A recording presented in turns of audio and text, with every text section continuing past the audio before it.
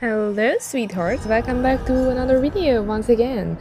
So I'm sure a lot of you guys know if you open the game since this big update, whatever that happened, but like there was some change or whatever, so I had to like re-download the whole thing to my PC, and that would have been all fine really if when I clicked on my saved replays it didn't show freaking blank page.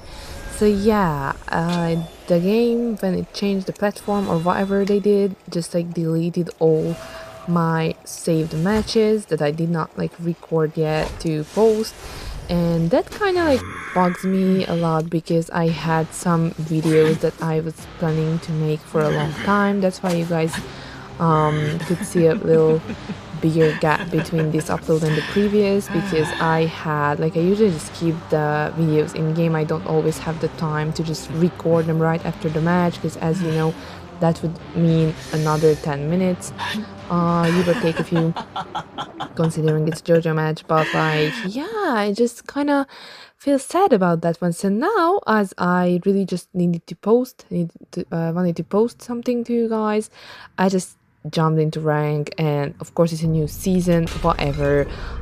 So yeah, first ranked match of the season. Here we go. This match is really nothing that special. I will try to give you my thought process while I'm playing it, but yeah, sadly most of my like pro matches that I really wanted to post have been lost. So first thing here, as you can see, the button, I'm not sure if they changed it or if it was the same in just a bad area, is the same for taking a picture and opening the locker. That meant I literally lost some time double opening the locker instead of taking the picture. As you guys know, I just hit the first survivor's image. Usually I wait for them to be visible to me and then I just go for the instant hit. I don't really want to waste time, but thankfully this gravekeeper here kind of like brought that time back, because I was like really close to full presence already. As usual, I try to look around, follow the minimap, looking for another red dot, which means the middle red dot is obviously the survivor you're carrying, so don't get confused by that one. And yeah, like I was kind of having the best start with this already, because I'm really like, I was mad about this update. Once again, I don't know if they changed the buttons for the locker opening and the picture taking, but at least the placement or something, like, it was terrible. So here I would normally went towards Shag, but as I heard tinnitus, I was thinking maybe I can catch someone off guard near the chair, and I do normally tell you guys not to guard the chair, but as it was so close to Photoword, I was thinking maybe it's priestess trying to save themselves, you know, so then I would have a half health priestess, which would have been beneficial to me either way. But I did found journalist, so well, as looking at the characters, I didn't really have anyone else around, so I decided to just try to pursue her for a while. At least I knew like they had to heal the other characters in the meantime, so I knew they weren't really decoding that fast. And as I usually tell you guys nowadays, just like go for the blink. So that's what I did, and I just got her down. I knew basement was here, but yeah, I was kind of considering if you know, I have two characters who can save from basement, so looking back I should have probably just shared outside. But to be honest, I did not expect the gravekeeper to get here so soon, but as you could see, I did see how fast he dropped down. And well, regardless, I didn't really go for hitting the gravekeeper, hitting the rescuer. I was more like having the priority as, you know, downing the journalist. And as I knew she would walk towards the window, I was brave enough to take the picture, or at least I was confident in my skills enough to take that picture. Here I knew the tinnitus was caused by this little doll, and I usually like to hit this wall while I do have the survivor on balloon, the first one, because when you do it after, it can sometimes you know, register on the chair, and you don't want to seem like hitting chair. Anyway, so yeah, as I say, usually I just going around the chair more. I did check photo in case I find someone, but Gravekeeper was here again for the rescue. And as you can see, again, I didn't really go for a hit on the Gravekeeper just after I already had the journalist down, because I wanted to secure that first kill, because I knew like if this match doesn't go as well, considering the early game little mistake with the locker and the quick rescue from Gravekeeper, the first one, then I just at least want to secure a tie. So here, unfortunately, the Gravekeeper managed to get away, and I was left again with a full head survivor, which I know is not ideal to chase, but I was thinking if at least is the decoder character, it's Composer. The other two aren't really the fastest decoders, so at least I do raise the time of the decoder himself.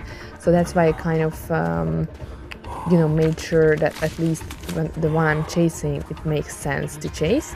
I did manage to get that hit off, and basically I was kind of trying to stall until I had time, like the camera's time was off, so I could take another picture. And as you could see, I instantly kind of like left the survivor I was chasing for taking the picture. And unfortunately, Priestess did finish the cipher before I made it here, but the good thing is I always focus on trying to like look at the survivors, see two of them are already injured, and the Priestess was right in front of me, the Priestess's mirror I mean, so I was thinking I have to like get her injured to make sure, like all of them will be injured once the camera run is over, so nobody will be having that advantage of me having to chase them from like the first hit to the second hit. So here I kind of just try to follow up with the Composer. Here I did another blink, but unfortunately he used his little dash thing, and of course as I tell you guys, with this like sudden blinks when I'm not planning them, it can go either way. Sometimes it goes right, as you could see in the early game, it just goes very well, but here unfortunately their teamwork was really good, with Priestess coming through with the portal in that very last second, allowing the Composer to rescue her and both of them to get away. So that was a really nice play from the survivors there, really nice like cooperation, basically really nice timing with the photo with ending, so the portal would like collapse before I could go through it. But regardless, I just tried to find one of the targets because I knew all of them at least were injured now. That was my primary target, to just have all the survivors have an injury, so whichever one I find next, I would be able to down them with one single hit.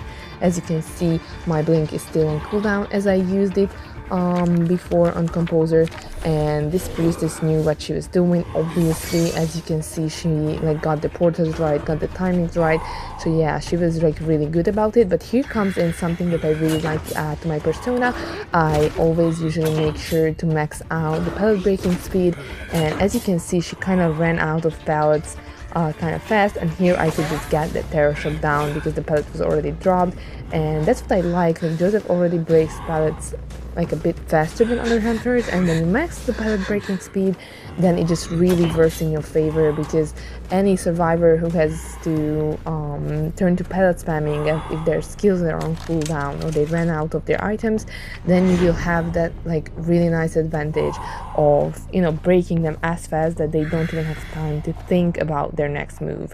So here I was kind of like wanting to stay here. I knew like only one cipher was left, and they did pop the cipher. I have no idea if it was an accident or if they planned it. As you know, I do not carry detention nowadays, but regardless, because they all had that 0.75 damage, so that meant they only healed 0.5, so that still means they are one hit to me. So that's why probably the characters were trying to come for a double rescue, but I don't think it was worth it, especially in rank, especially when they could have secured a tie, considering I was here camping. It would have been another story if I teleported to another gate or so, but still I just went and shared the Gatekeeper because I think just both of them, they were trying to come for the rescue.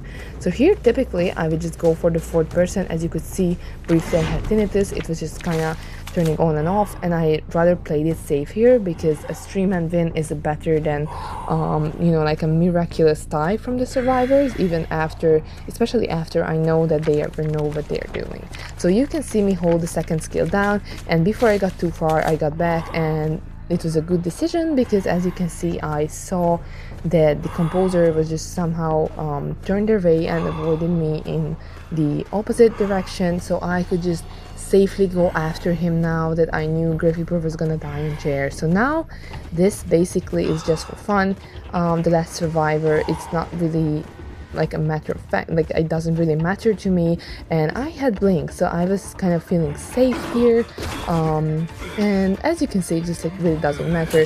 They almost got the dungeon, but in the last second with blink I managed to down them and pick them up right before the dungeon opened. So yeah, hope you guys enjoyed this little chaotic match. Hope to see you in the next one. If you liked it, please give a like, give a comment, and subscribe.